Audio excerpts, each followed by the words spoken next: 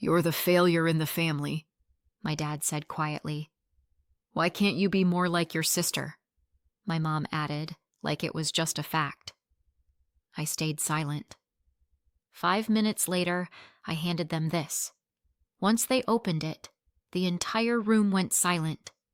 I wish I could say their words hit me like a slap, that it felt like some new kind of pain. But honestly, I just mentally added it to the list I've been keeping since I was 10. And on that running tally of actual things my parents have said to me, this one landed somewhere between, "You should find something easier," and, "Well, you've always lived in your own little world." I went back and forth for days about whether to even show up to that dinner. It wasn't a holiday, no Christmas, no Thanksgiving, just a little family get-together, as my mom put it in the group chat I've left 3 times and been added back to 3 times. I showed up without enthusiasm, but with a box. My mom opened the door. "Oh, you came," she said, with that half-smile she does, more like a twitch in the corners of her mouth than an actual expression. "Hi," I said. "Well, come on in. We'll pour you some tea. Just take your shoes off. I just cleaned the floors." I took off my boots. No one poured me tea. Kendra was already there, of course. She was lounging on the couch in some cashmere miracle, in a color I can only describe as desert sand, rebranded as luxury. Scrolling through her phone. In most houses, someone might have said, "Hey, put that away, we're having dinner." But in ours, everyone just waited for her to speak so they could all nod in agreement. "Oh wow, Savannah, a ponytail. So, comfortable," she said, stretching the word comfortable like it physically hurt her to say it. I smiled, the kind of smile that says, "I hear you. I just don't react anymore." Dad was carving the turkey. Mom, meanwhile, launched into yet another monologue about Kendra's latest project, some charity market or photo studio or something. I've lost track. "She's like a little engine," Mom beamed, looking at Kendra like she invented electricity. "Yeah," Dad added. "Wish you had that in you, Sav." Wish you had that in you. I just kept eating my salad in silence. Then came the gifts part. Kendra's birthday was last week, and this week she was, quote, going through a rough Mercury retrograde, which apparently justified receiving pearls. They handed her a box. Real pearl earrings. I recognized the brand. "Oh my God, you guys," she said in that tone that meant, "This is exactly what I expected." Then they handed me a book. Mom gave me a one-armed hug. "It's actually really helpful." "How to Love Change. It's funny too," she added. I thanked her, with a closed-mouth smile. Then I stood up. "I brought something too. It's in the car. One gift. For all of you." They exchanged glances. "Well, now you've got us curious," Mom said. I stepped outside, opened the trunk, and took out the box. Slim. Neat. Silver matte finish, tied with a plain white ribbon. I wasn't going for theatrics. Honestly, I just didn't want it to look like I showed up empty-handed. Back in the living room, I set the box on the table. "Here," I said. "One gift. For everyone." "Huh. Group therapy gift card?" Kendra smirked. "Don't be nasty," Mom said. But she was smiling too. Mom untied the ribbon, lifted the lid, paused. "What is this?" she muttered. Dad leaned in, brows knitting like he was doing math in his head. Kendra stepped closer, frowned. "Is this supposed to be a joke?" she asked. Her voice wobbled just slightly. "Like, is this some kind of prank?" No one answered. Mom sat down. Not in a dramatic way, more like her legs just gave out. Dad leaned back in his chair, silent. Kendra stood frozen, eyes locked on the box. Her face went visibly pale, and the room went quiet. Not the cozy, post-dinner kind of quiet, but the kind where the air freezes because something irreversible just happened. "This can't be real," Mom finally said. Where did you even get this?" Dad began, but never finished. I didn't say a word. I just stood there, watching. Kendra turned on her heel and walked out. A second later, slam. Bathroom door. Dad looked at Mom. Mom looked at me. No one spoke. I stood. "I'm heading out," I said. Calm. Too calm. Mom opened her mouth, but nothing came out. And all I could think in that moment was, finally, you're looking at me like I exist. I think there are two kinds of families. In some, every child is like a new book on the shelf, its own cover, its own story, all loved in their own way. In others, there's one favorite book, and the rest are just placeholders. I was a bookmark, or a bookend, or that annoying promotional flyer you toss out before even reading the first page. In our house, it was always clear who the son was. Kendra. And me? I was the atmosphere, the backdrop, the shadow. Pick a metaphor. They all work. In elementary school, I once got a certificate for outstanding progress in math. I brought it home buzzing with pride, taped it to the fridge right next to Kendra's figure skating trophy. 2 days later, my mom took it down to make space for the grocery list. "You'll get another one," she said, without even looking. I didn't. My dad sometimes tried to say something, but whatever it was always died halfway out of his mouth. Once, he gave me a book about astronauts and said, "If you work hard, you can be like them." To which my mom added, "You want her floating alone in space? She already only gets letters from her teacher." Then, "Should we just go ahead and ship her into isolation?" That was our family's sense of humor. Even a kid's book could turn into a jab. Hilarious, right? After that, all the books went to Kendra. She was a great student, meaning she had C's in physics, but everyone said it was the teacher's fault. Too boring. Me?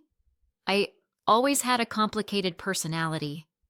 That's what Mom told the neighbor when I wasn't invited to a classmate's birthday party because, according to Kendra, I didn't match the vibe. I never matched the vibe, especially not in our family. In middle school, I got into coding, found a free course online, built simple apps. One day, I showed Kendra a game I'd made. She held my phone like it was sticky. "Well, it's cute. Kinda boring. And the color scheme is intense," she said. Mom nodded behind her. I tried not to take it personally. Told myself I just needed to grow up. That once I got into a good college, everything would change. Spoiler, it didn't. When I told my parents I'd gotten a full scholarship to a solid school with an engineering program, they said, "We're proud of you. But you understand the timing isn't great, right?" Kendra had just decided she wanted to apply to art school in LA, a private one, a very expensive one. So I deferred for a year. I worked. Barista at a hole-in-the-wall cafe, food delivery, basic websites. I did everything, but my name was never on anything.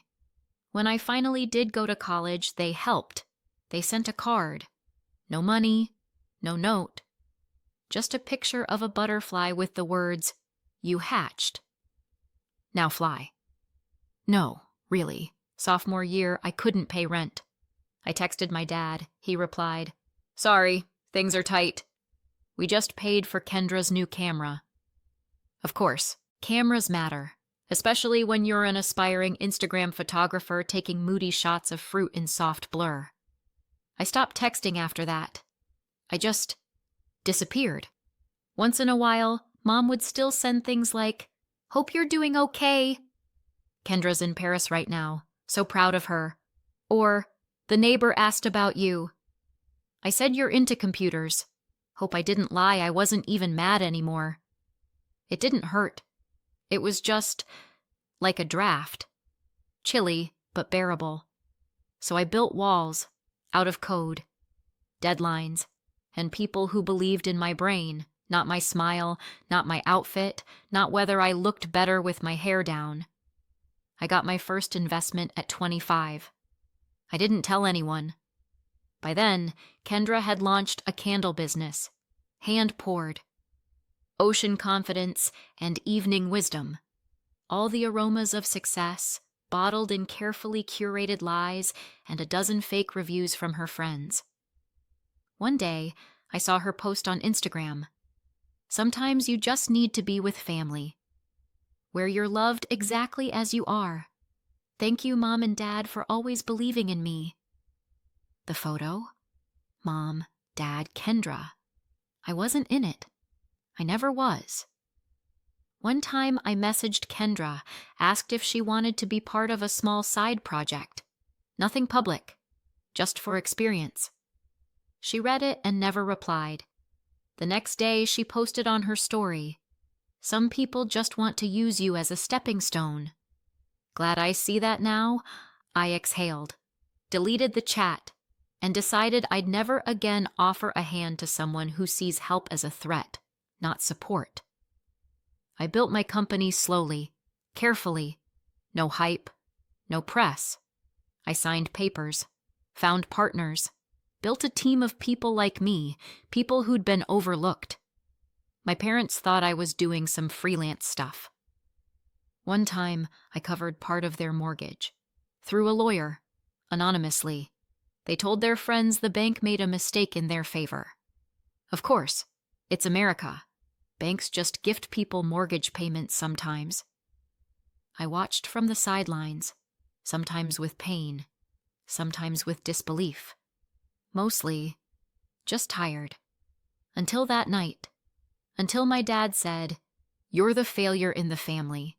And my mom added, "Why can't you be more like your sister?" That's when it hit me. It doesn't matter who you become. If they've decided you're the background, they will always see you that way. Inside the box I left on the table, the one they all stared at like it might explode, was a tablet.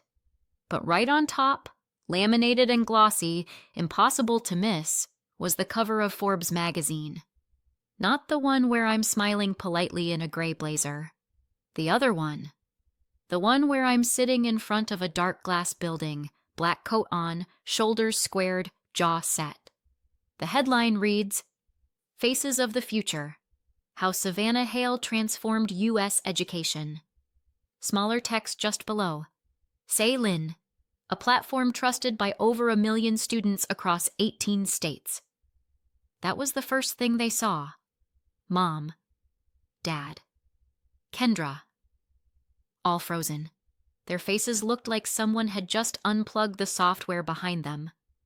Dad squinted at the page, like he was trying to figure out if it was Photoshop. Kendra let out a nervous scoff and reached for the cover, like maybe touching it would make it vanish. Mom didn't say anything, just stared. So did I. Finally, she looked up. "That's you?" I shrugged. "Apparently." Dad now, tense. "Is this real?" "That depends," I said. "If by real you mean, do I own a company, employ a few hundred people, and give keynotes at the conference you ignored on Facebook, then yeah." Real Kendra gave a dry little laugh. Forced. "Oh my God, what is this? Are you gonna tell us you bought NASA next?" "No," I said, looking right at her. "Just one of the education contracts in Arizona." Pause. Sharp, short. Dad narrowed his eyes. "But where did all this come from?" You used to be a freelancer?" I offered. "Well, yeah, sort of." "Thanks for keeping up with me," I said. Mom picked up the magazine cover and brought it closer to her face. This could be fake. I mean, nowadays you can print anything. Photo, building, title. Sure, I nodded. You can fake anything, but I don't do fake. I build things that work. Dad sat down. quietly. Kendra was still standing, stiff. Then suddenly, "Wait, I've seen that name." "Say, Lynn, you're the one doing computer literacy courses for adults?" "We're a platform," I corrected. "That's one of our programs. We've also got college contracts." "Oh, and we were invited to TED last year, but you probably don't follow education trends." Kendra waved toward the tablet. "You're seriously saying, this whole time, you've been successful?" "No," I said. "I'm saying this whole time, you were happy believing I was no one, and that worked for you." That's when the tablet screen lit up on its own. I'd set it to autoplay. I was tired of explaining. The first shot, a slow pan across a glass-walled office. Desks, monitors, teams at work. A narrator's voice. "Say Lynn isn't just a startup. It's a tool that helps people across the country get a second chance."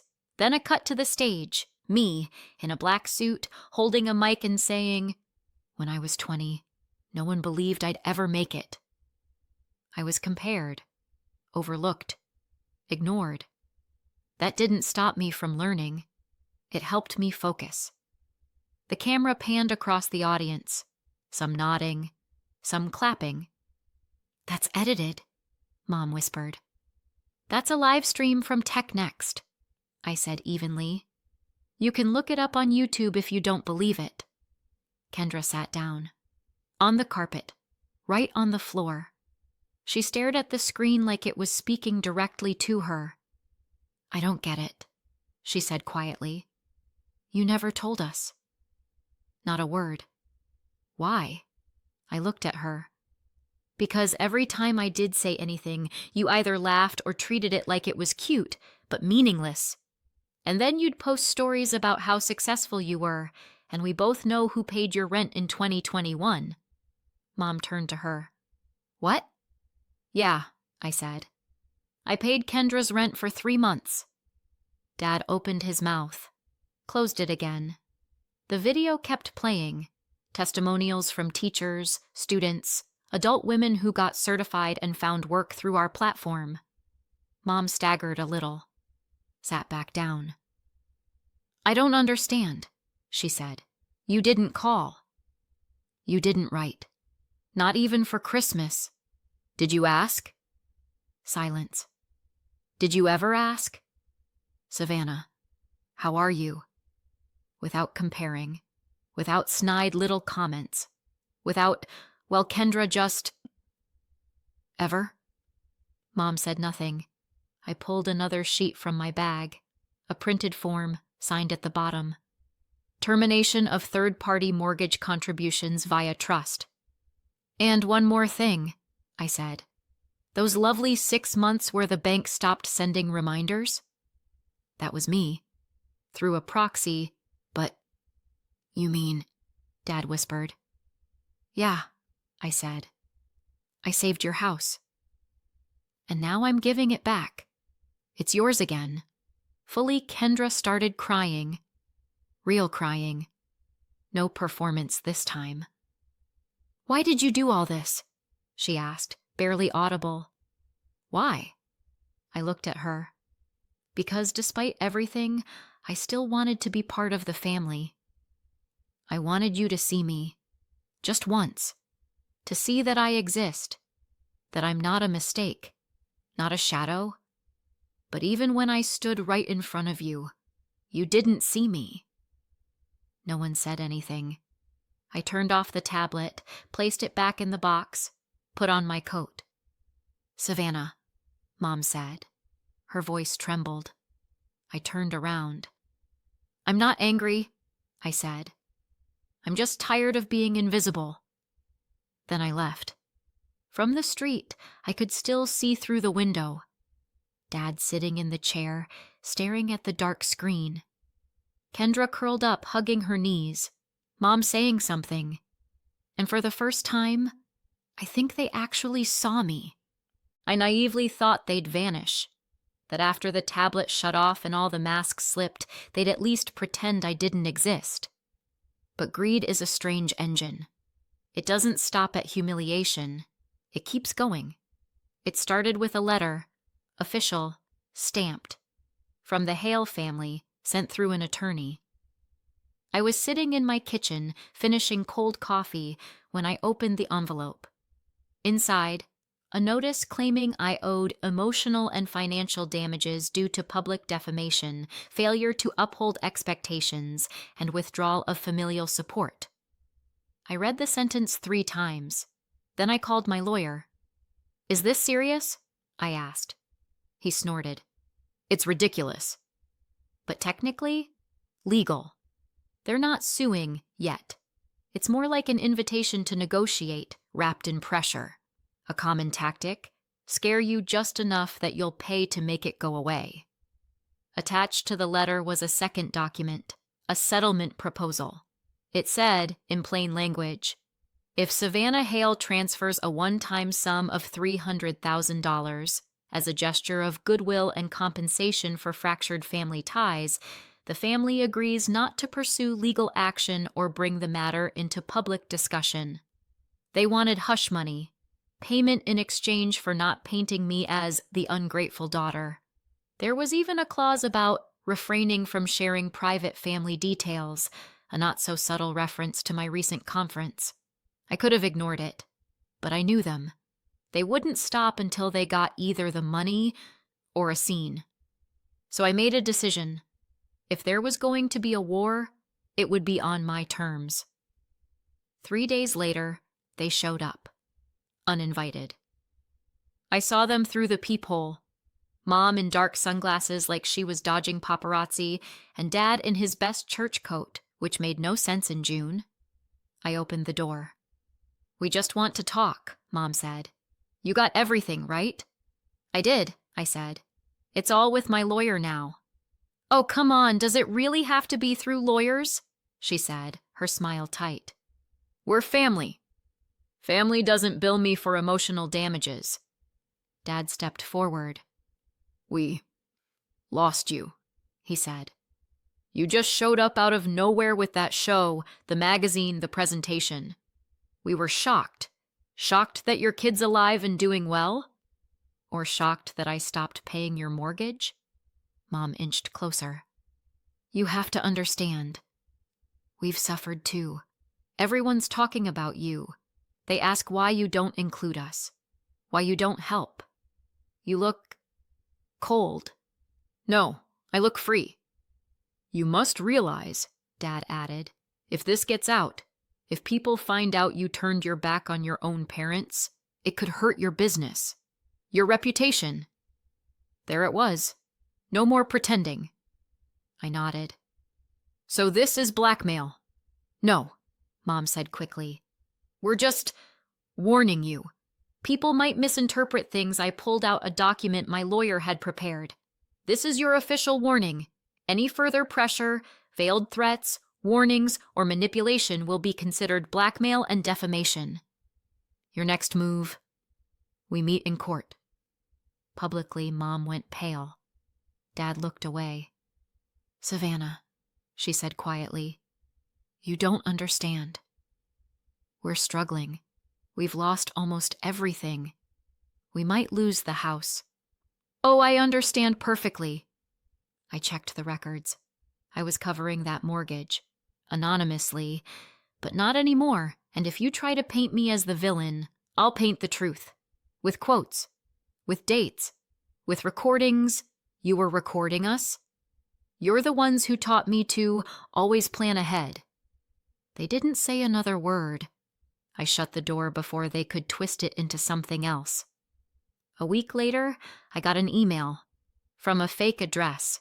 Attached was a news article, obviously fabricated, local gossip style. The headline read, "While she talks about empowerment, her parents lose their home. How a tech star disowned her family." It was fake, but the line, "if this ends up in the press," made it clear who was behind it. I took screenshots, sent them to my lawyer, and bought myself flowers, because I knew they were making their final play, the guilt card, the regret card, the "you're ruining us" card. But this wasn't a family dispute anymore. It was a cheap soap opera. The next day, my lawyer sent a final notice. Any additional attempts at pressure will be treated as intentional defamation. Legal action will be initiated automatically upon the next offense, and just like that, silence. No more threats, no more emails, no more letters, just silence. The real kind. The kind I had waited for all my life. A month passed. Not a word from them. No calls, no letters, no anonymous threats. Even Kendra, gone, like she'd vanished into thin air. Silence. The real kind. Not tension, not pretending. Just stillness. And then, right in the middle of that rare peace, the news dropped. The house was listed for sale. Below market value. Marked urgent. Property must go. I checked the listing on the agency's site. Same house I'd quietly paid for. The one where I was treated like a temporary guest, pitied but never truly respected. Now it was on the market. Walls stripped bare. The listing said, needs cosmetic work. From what I could piece together, Mom had moved in with a friend. Dad was in a motel. I only knew that because an old family acquaintance mentioned it offhand, without realizing who they were talking to. And I didn't feel joy. Honestly, it wasn't triumph. It was the quiet aftermath. Because when you build your whole life leaning on someone you've already decided doesn't matter, and that person finally walks away, the collapse isn't their fault. Christmas morning, I slept in. No pressure. No one waiting for me to peel potatoes or fake a smile for the annual family photo. I was home. Alone.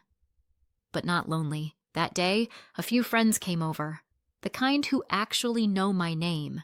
Not the Hale daughter, not Kendra's sister, not probably in tech. We ate simple food, laughed a lot. One guy brought his dog who curled up on my slippers like he had a job to do, and right in the middle of that harmless chaos, I got a letter, old school gray envelope. Inside, a photo. Me and Kendra, smiling. Maybe 10 years ago. I had braids. She wore headphones. On the back, in handwriting, I recognized, "You're still part of our story. Even if you're trying to rewrite it, no signature. Just the initial M." I looked at that photo for a long time, not out of anger, out of stillness. There I was, the real me. And there she was, the one who always got the first word. I grabbed an envelope, slipped the photo back inside, wrote one line, "I'm finally writing my own." Then I sent it back. No regrets. In February, I drove to the mountains. No real reason. I just went. I watched the snow fall, listened to the quiet. No one telling me to be easier. No one asking, "Did Kendra wake up yet?" And somewhere between the silence and the sky, it hit me. I wasn't running anymore. I was home. I clicked into my hometown's online forum recently, by accident. Just a random link. And there it was, a short post, anonymous. Sometimes kids leave not because they're bad, but because no one ever saw them as anything but tools. I don't know who wrote it. Maybe Kendra. Maybe no one from the family. But I hit like and closed the tab. Do you think I did the right thing? Would have forgiven them? Let me know in the comments. And if you enjoyed the story, hit subscribe.